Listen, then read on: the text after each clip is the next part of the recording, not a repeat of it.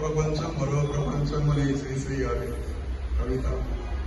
శ్రీశ్రీ అనగానే communist radical అది అనేది భావన సహజంగానే. అయితే మహానుభావులైనటువంటి కవులు కావచ్చు, ఏ ప్రొఫెషన్లో ఉన్నటువంటి వారు కూడా దానికి అతీతంగా ఉంటారు. ఏమిటి సమన్వయం ఇప్పుడు చెప్తాను నేను. మరో ప్రపంచం అంటే ఇందాక మనం అద్భుతంగా ఈ కీర్తనలు పెద్దలు కానీ వింటుంటే ఎక్కువ ప్రపంచంలోకి వెళ్ళిపోయాం.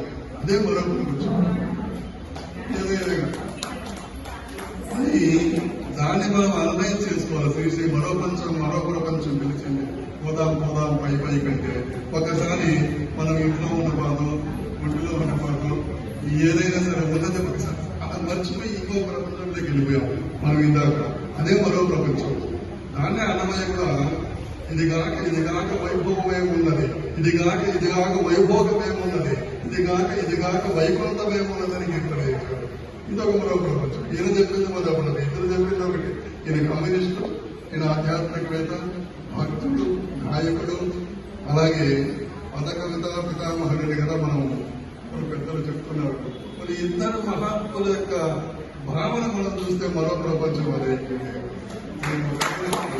ఆయనేమో భక్తుడు స్వామివారి, కానీ ఎంత సమన్వయంగా వాళ్ళు అద్భుతంగా మహాత్ములైనటువంటి వాళ్ళు నడుస్తారు.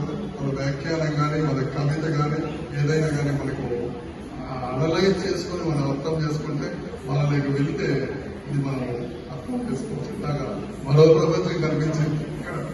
ఎందుకంటే కొంతసేపు అవన్నీ వెళ్తే మన కళలో కానీ, మన హృదయంలో కానీ ఏవో మనకున్న బాధో, కష్టమో, నష్టమో అది ఇది ఉన్నటువంటి అలా పక్కకి వెళ్ళిపోయి మరొక ప్రపంచంలోకి వెళ్ళిపోయాము. ఈ పిల్లల సంఖ్యతలు కానీ, అలాగే గాయకులందరూ కూడా పోరాటం కూడా చేస్తుంటే అదేనట ఆ ప్రపంచమే ఆనంద నిలయమైనటువంటి వెంకటేశ్వర స్వామి వారి ఆనంద నిలయం. అందుకే ఆనందంలో ఉన్నటువంటిది కనుక ఆ స్వామి యొక్క నిలయం కనుక మనం ఆనందం అనేటువంటి ప్రపంచంలోకి ఇప్పుడు మనం వెళ్ళాం. అందరికీ దీన్ని ఇచ్చినటువంటి వారికి అందరికీ కూడా ఆ వెంకటేశ్వర స్వామి దివ్యమైనటువంటి కార్యక్రమాన్ని ప్రసాదించాలని కోరుకుంటూ తదుపరి కార్యక్రమాన్ని